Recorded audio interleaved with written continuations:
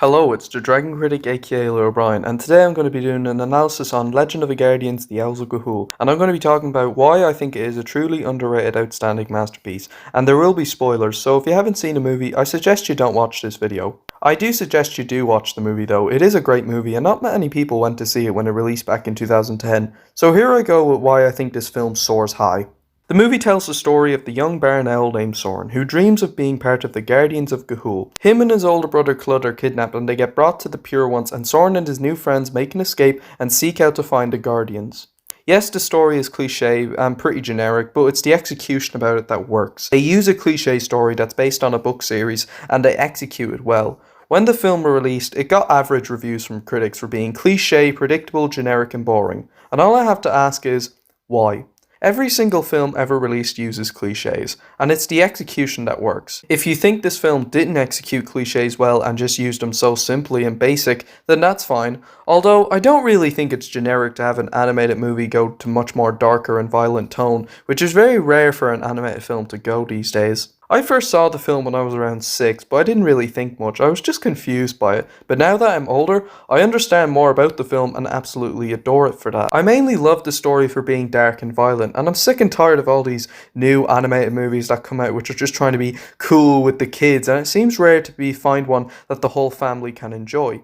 This is something I have respect for Legend of the Guardians doing, because it did everything a mature animated movie should do if it wants to appeal to an older audience, and I really don't think it's a kids film. The movie does deal with some pretty heavy themes like kidnapping, revenge, war and slavery. Sure, you have your bits of comedy with Jat and Chut kidnapping Soren and Kludd and the jokes with Twilight and Digger, but 90% of the film takes itself seriously. It also shows that just because your movie is animated doesn't mean it will be safe and child friendly, and this movie proves that.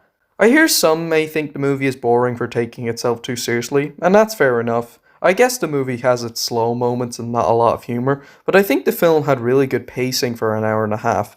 I know some say the movie feels rushed, and yeah, the movie is pretty short for a film based on 3 books, but I do think the movie used its structure well. Act 1, Soren and Kludd are kidnapped. Act 2, Soren and his friends find the Guardians. And Act 3 is the battle with the Guardians and the Pure Ones, the climax. I think the movie got to Ga'Hoole in the right time, and we got a lot of time spent there, as we do spend a good bit of time in St. Aegelius.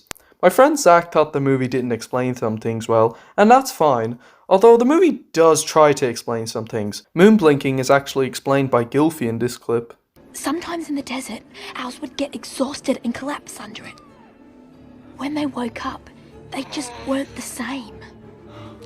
As if they'd forgotten who they were.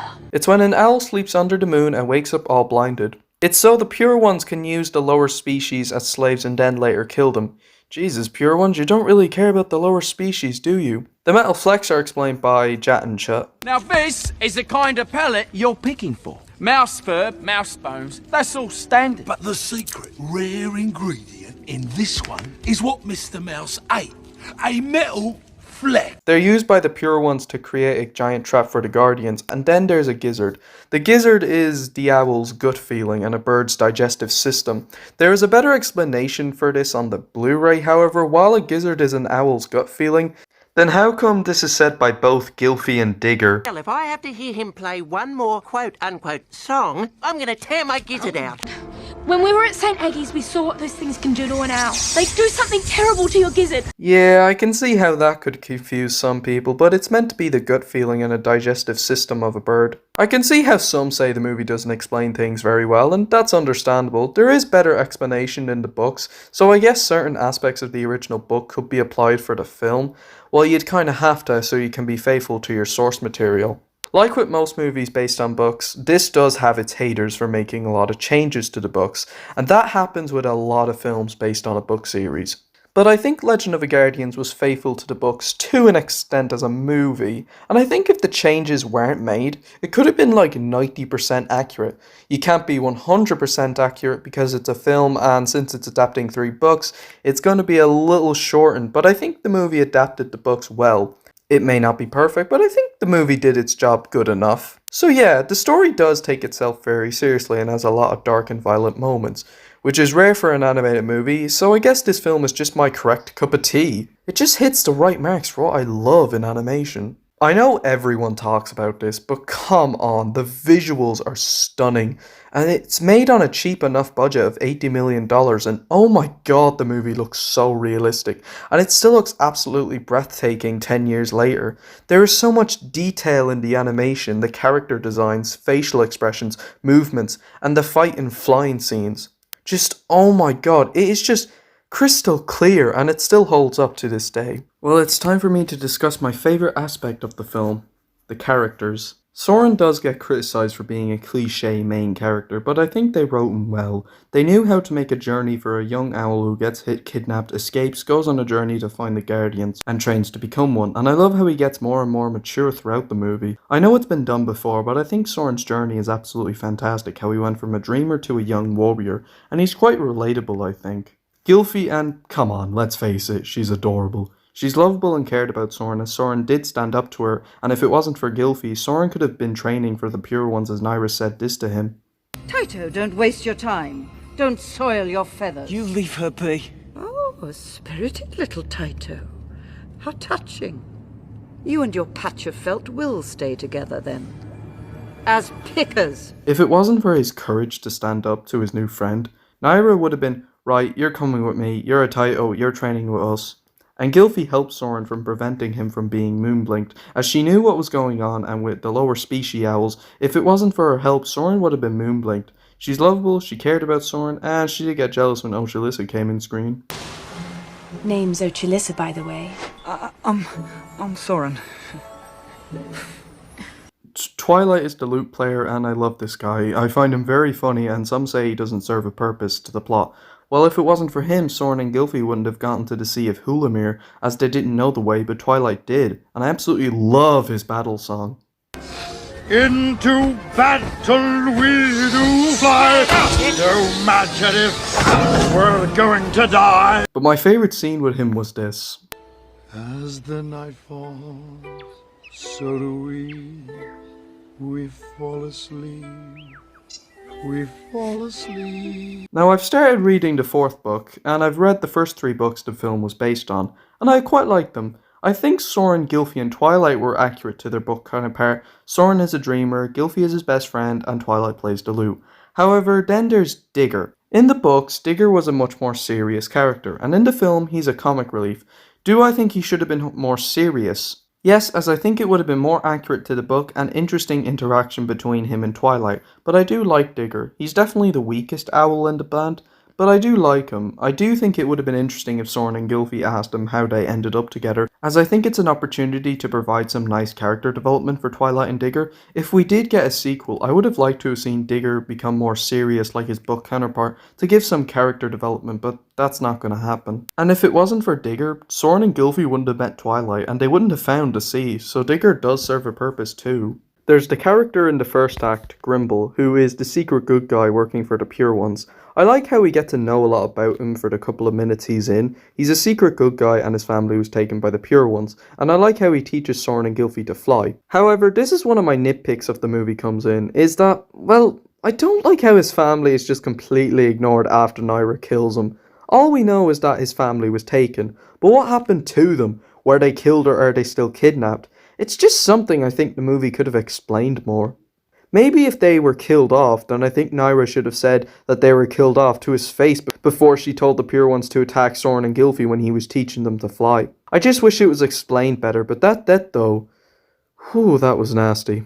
Then in the second half when we get to Ga'Hoole, we meet Easelrib, aka Lies of Keel. I really love his character, as he's an old soldier and also mentor to Soren, and I do like his development as he's an older warrior who is scarred by Metalbeak, and I heard some say the movie did him accurate to the book, so that's good, but I can't judge.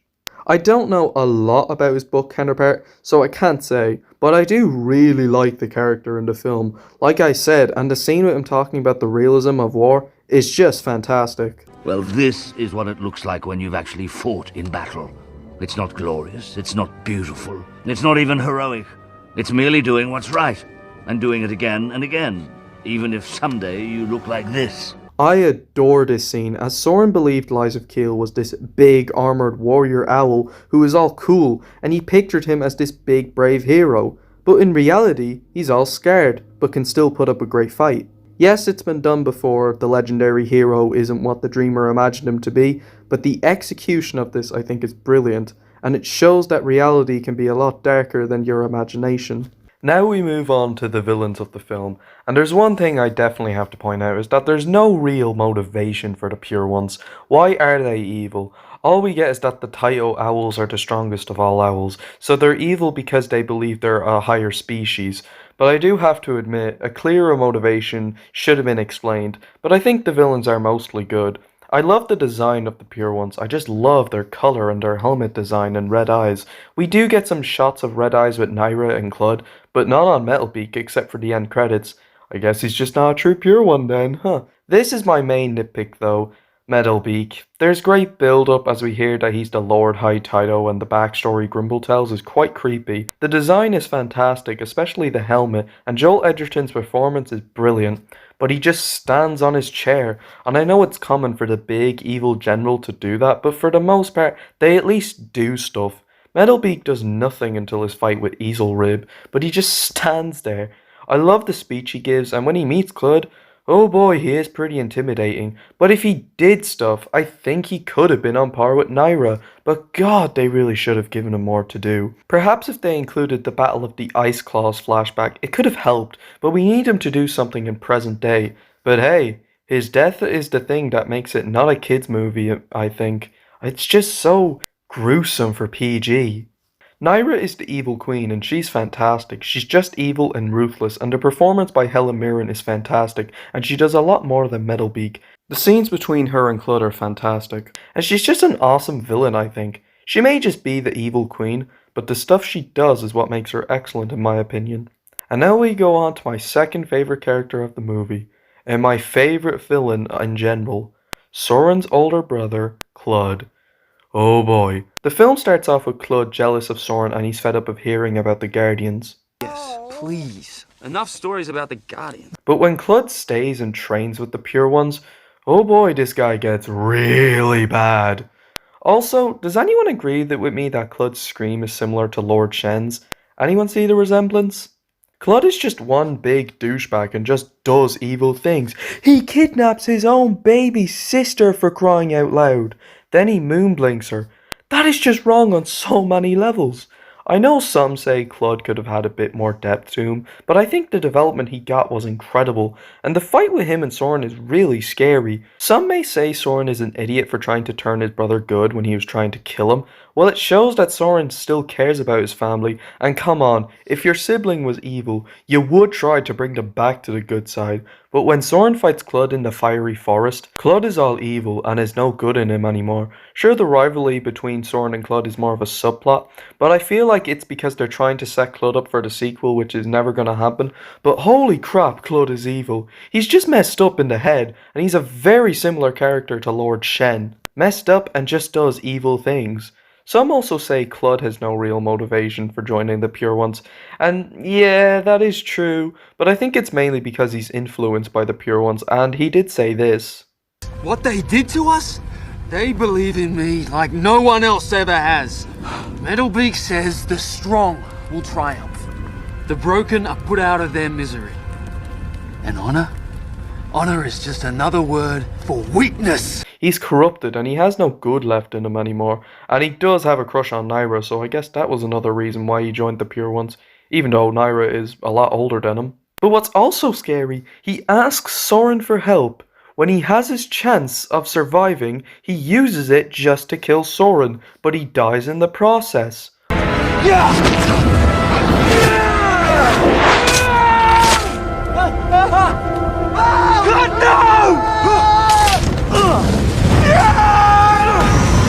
What a nasty fake out death. And yeah, it does suck that the parents don't bother to ask Soren about Kludd when they're at the Tree of Ga'Hoole.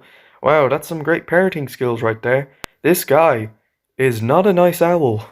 I love the film soundtrack, but I mainly love To the Sky by Owl City. It's just beautiful and will always have a very special place in my heart.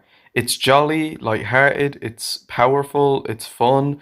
It's just everything what I'd love in a beautiful song. It is hands down my favourite song of all goddamn time. So yeah, That's my analysis on Legend of the Guardians The Owls of Ga'Hoole and why I think the movie is an underrated masterpiece. There seems to be more people who love the movie than the critics who saw the movie in 2010. That just shows how it really wasn't popular back then. Honestly, it's sad the movie didn't make much money, because you can tell the team behind it put a lot of love and care into the project, and to see it flop, it's just really disappointing. Although, funny enough, in an interview with John Campea back in 2010, Zack Snyder actually said this. Zach, I often find that in a lot of these fantasy types of films, a lot relies on the strength of the background mythology. And Legend of the Guardians has a really cool mythology and one that lends itself to other films. Has there been any discussion at this point about possibly doing more Legend of the Guardians movies? There has been some talk of it, and I think everybody, is anxious to see how the movie does, and then I think they would move on from there. But, definitely I think that there's certainly the material if that was the thing that everyone chose to do. And I can understand how some don't like the movie. It's not a film for everyone, but I think when you get older, you can appreciate the film more, as I feel it's a film that can get better when you get older. The film isn't perfect though, but let's face it, no movie is perfect. You can have a 10 out of 10 masterpiece, but no movie is perfect, as 10 out of 10s can have nitpicks, and things you think could have been in there. Except there was one film, that is a comedy, that is absolutely perfect. Hit it!